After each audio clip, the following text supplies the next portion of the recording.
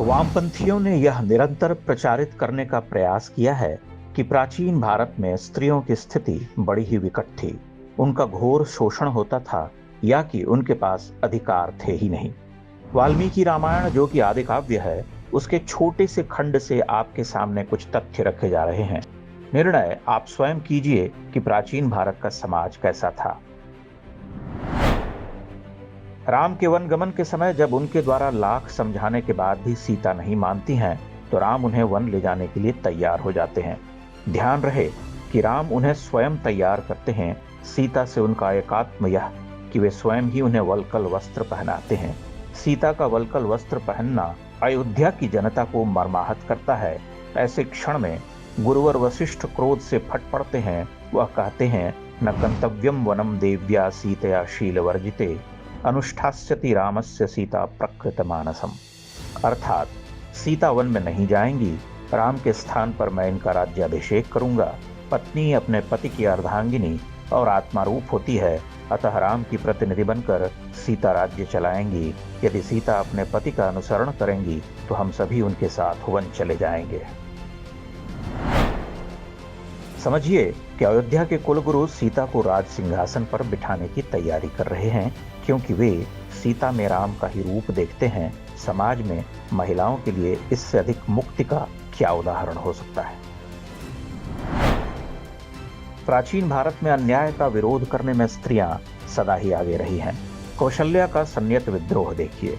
यथैव राजा पूज्यस्ते तथैव गौरवेण ह्याहम त्वाम साहम नानुजानामि न गंतव्यम इतो वनम। जिस तरह से पिता तुम्हारे लिए पूज्य हैं, उसी तरह मैं भी तुम्हारे लिए पूज्य हूँ। पिता की आज्ञा के समान ही माता की आज्ञा को गौरव देना भी तुम्हारा कर्तव्य है। महाराज ने तुम्हें वन जाने को कहा है, किंतु मैं इसका विरोध करती हूँ। मैं तुम्हें वन जाने की अनुमति नहीं देती। और राम का भाव देखिए। लक्ष्मण द्वारा पिता के प्रति कठोर वचन कहने के बाद भी राम अचंचल नहीं होते, ना ही लक्ष्मण को फटकारते हैं। कितना मुक्त है उनका मन।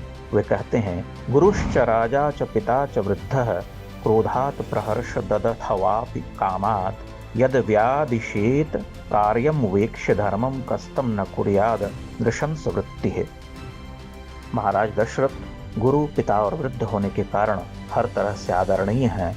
यदि उन्होंने क्रोध, हर्ष अथवा कामासक्त होकर भी कोई आदेश दिया है तो भी उसका पालन करना हमारा धर्म है। पिता की आज्ञा का उल्लंघन हिंसा और क्रूर कर्म है।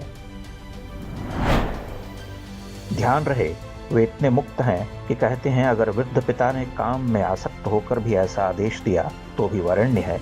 इससे न सिर्फ यह पता चलता है कि पिता गुरु के प्रति आदर्श व्यक्ति समर्पित था, बल्कि वह काम को भी सहज वृत्ति के रूप में लेता था। उसका कोई हव्वा नहीं था। पत्नी को समान अधिकार मिलने की पुष्टि तो उसी क्षण हो जाती है जब दशरथ कैकेयी की शर्तों को सुनकर वचनबद्ध होकर निढाल हो जाते हैं। यद्यपि वे कैकेयी की कठोर भर्त्सना भी करते हैं, किंतु हताश होकर अंत में पत्नी के पांव पर गिर पड़ते हैं कि राम को वन मत भेजो।